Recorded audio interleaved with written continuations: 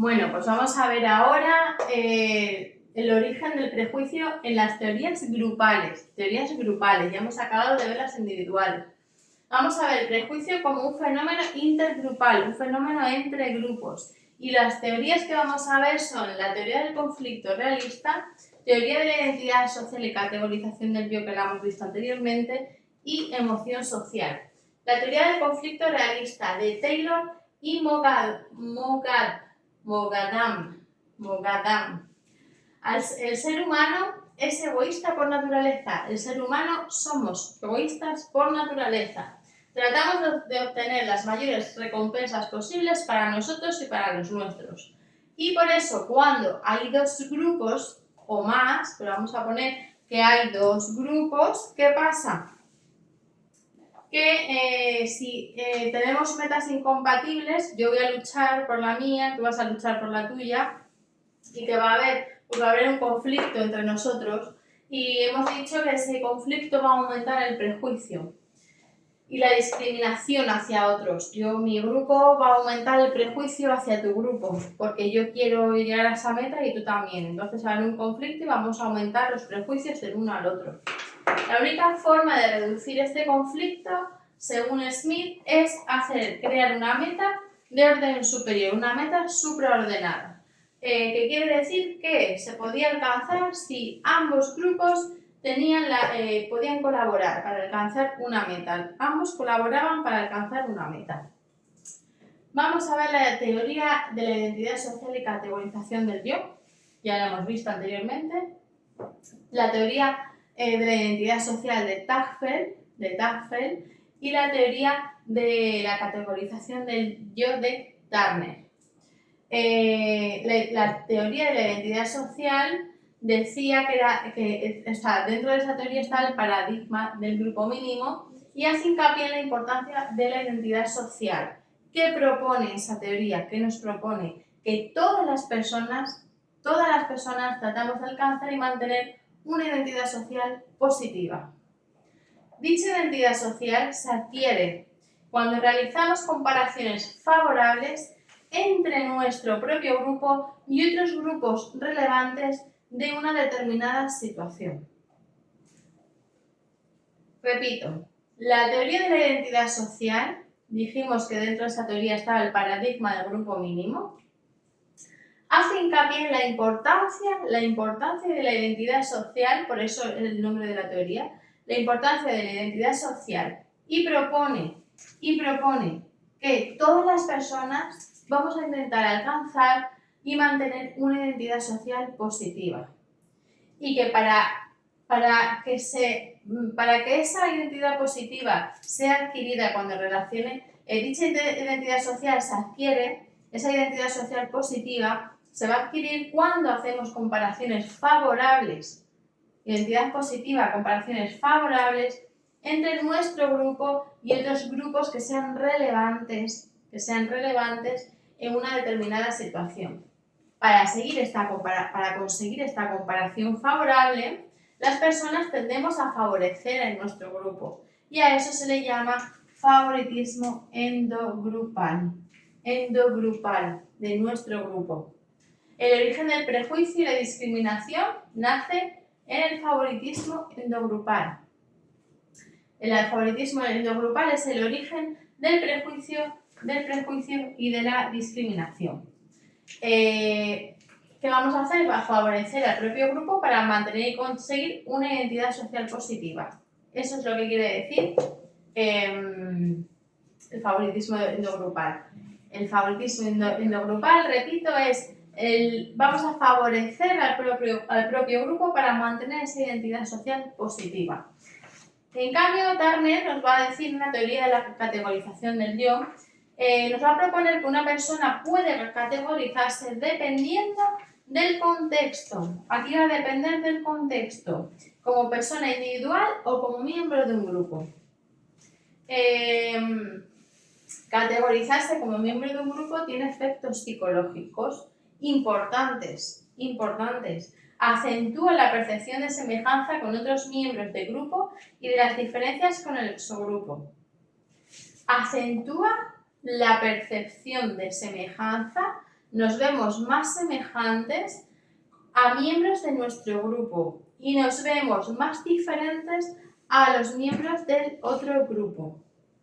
Se produce un favoritismo endogrupal y finalmente un proceso de despersonalización. Recordad que cuando nos despersonalizábamos, la teoría del yo, la identidad del yo fuera, ¿vale? Estábamos con la del grupo. Las personas que componen endogrupo, incluidos nosotros, ya no nos percibimos como personas individuales. Por eso decimos que nos despersonalizamos, ya no nos percibimos como individuales, sino como miembros del grupo y somos intercambiables. Lo mismo le va a suceder al exogrupo. Y vamos a ver la emoción social de Smith. Dice que este enfoque surge a partir de la crítica que hace Smith a la concepción del grupo como actitud. La emoción social de Smith, este enfoque surge a partir de la crítica que hace Smith a la concepción del prejuicio como actitud. Smith no ve el prejuicio como actitud. Smith no ve el prejuicio como actitud, ¿vale? Para Smith, concebir el prejuicio como actitud impide captar la especificidad emocional y situacional de ese fenómeno. Esa especificidad situacional se refiere al hecho de que el prejuicio hacia otros grupos no permanece constante en todas las situaciones o contextos, sino que varía según las circunstancias. Entonces hemos dicho que percibir el prejuicio como actitud no nos va a dejar que veamos esa especificidad situacional. No nos va a dejar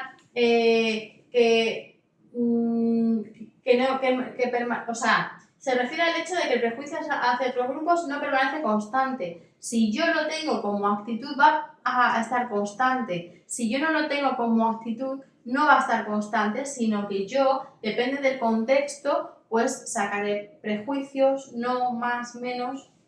Smith propone concebir el prejuicio como una emoción social y no como una actitud, como una emoción social. Tachamos actitud y sí va a ser como una emoción social.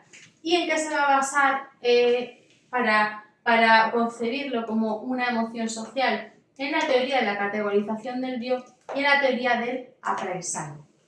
La categoría de la categorización del yo, teoría de la categorización del yo, TCY, la persona muestra emociones en la medida en que está identificada con su grupo. Si yo cuanto más me identifico con mi grupo, más emociones voy a tener. Y la pertenencia a dicho grupo ha pasado a formar parte de su identidad social. ¿Vale? Estoy yo metida ahí con mi grupo, cuanto más metida estoy, más emociones voy a tener.